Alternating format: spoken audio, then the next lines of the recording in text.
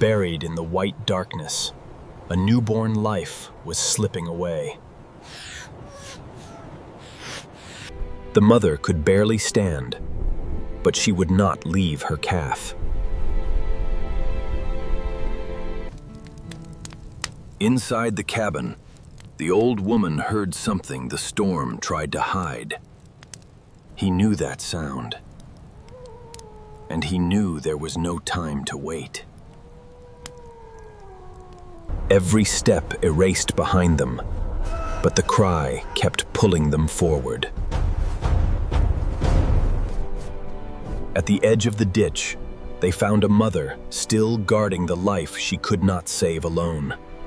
Years ago, another small life had been lost to winter. This time, she would not turn away. The storm was closing in, and the choice had already been made. Before the storm found them, this was their world, quiet, frozen, and far from everyone. In this place, survival began with warmth, patience, and the smallest daily rituals. She had spent a lifetime learning how to keep fragile life from slipping into the cold. He repaired everything by hand, because out here, one broken rope could become a matter of life and death. But one memory still lived inside the cabin. Detunkt, a winter when they were not fast enough. Some losses never leave. They simply wait for another winter to return.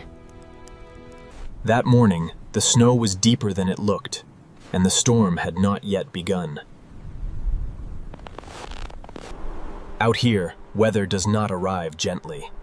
It surrounds, isolates, and tests everything alive. Then the snow revealed what the wind had tried to erase. He had followed enough tracks to know when an animal was walking and when it was weakening. She saw the small prints and understood immediately. Somewhere ahead, a calf was running out of strength. They did not call for help. There was no one close enough to hear them. The calf had fallen here once already, and the trail ahead grew worse. Through the trees, they saw movement, slow, desperate, and almost swallowed by the snow. Fear slowed her hands, but it did not stop them. At last, they found them, a mother still standing, and a calf nearly hidden beneath the storm. Turning back would have been safer, but safety was no longer the choice.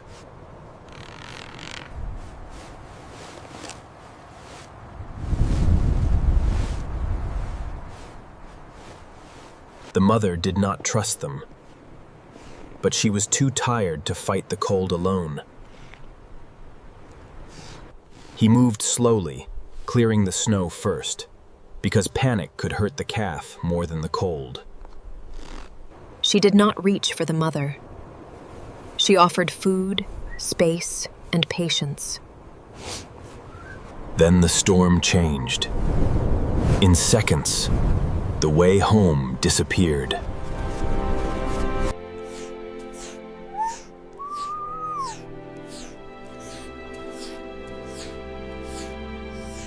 The mother wanted to protect her calf, but even standing had become a battle. He understood the truth of the cold. Help that comes slowly may come too late. The only chance was to move the calf before the storm buried the path completely. They lifted the calf as if it were made of glass.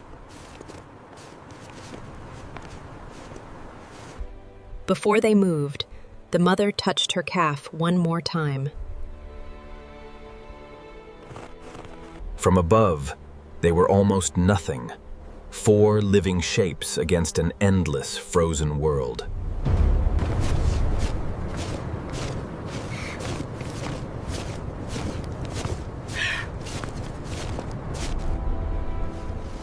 Then the rope began to fail.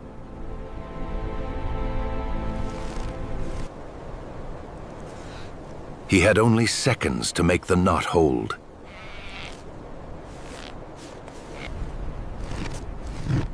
Even exhausted, the mother kept following the sound of her calf. She fell, but she never let the sled turn over.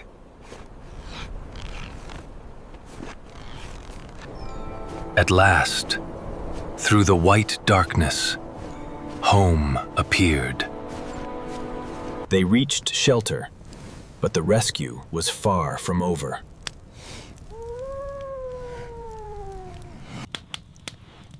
Inside, warmth returned slowly Fremens, but not yet enough.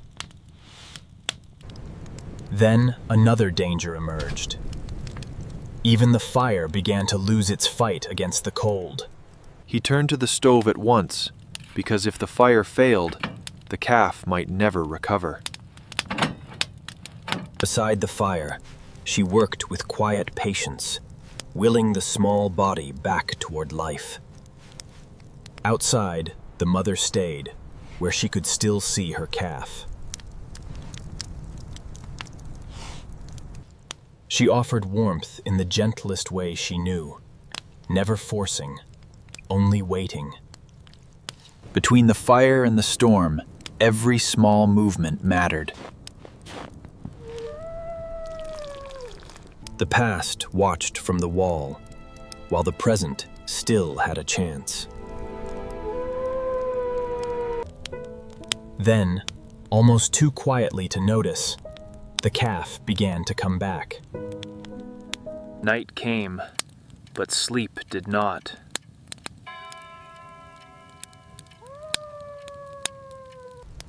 She stayed beside the calf, counting each breath without speaking. He kept the doorway open, because the mother needed to see that her calf was still alive.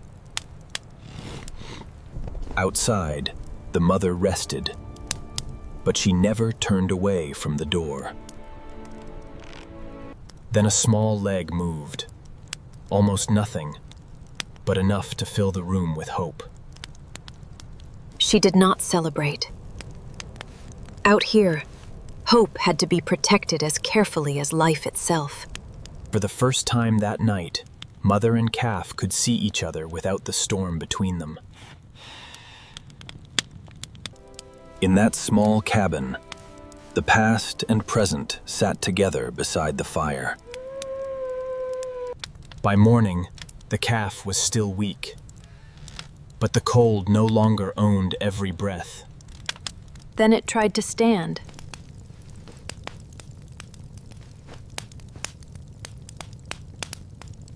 It fell. But this time, falling was not the end.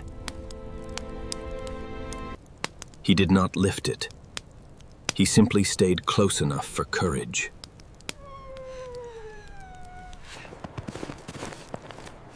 Outside, the mother heard the struggle and rose.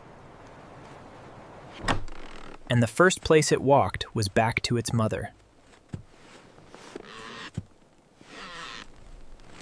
When the calf could stand, he opened the way back to the wild.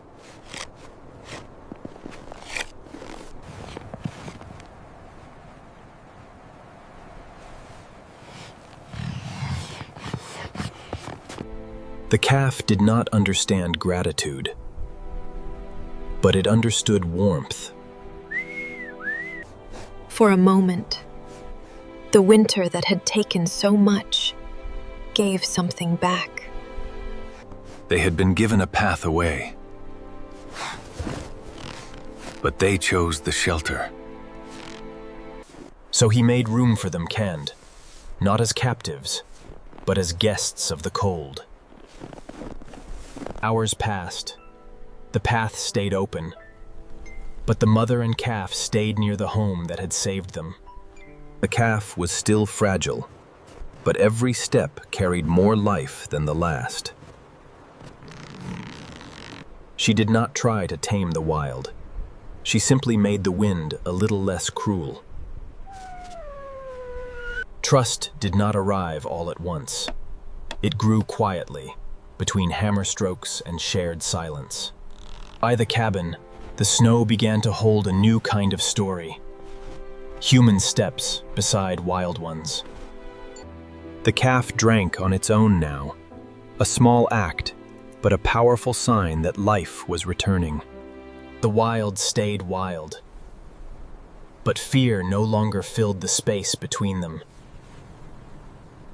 For one evening, the coldest place on earth felt almost gentle.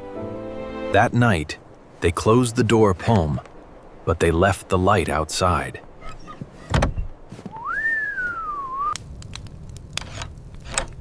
At dawn, she opened the door, not knowing what the night had decided.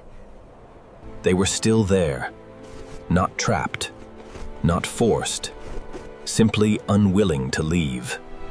In the coldest silence, kindness became the reason they stayed.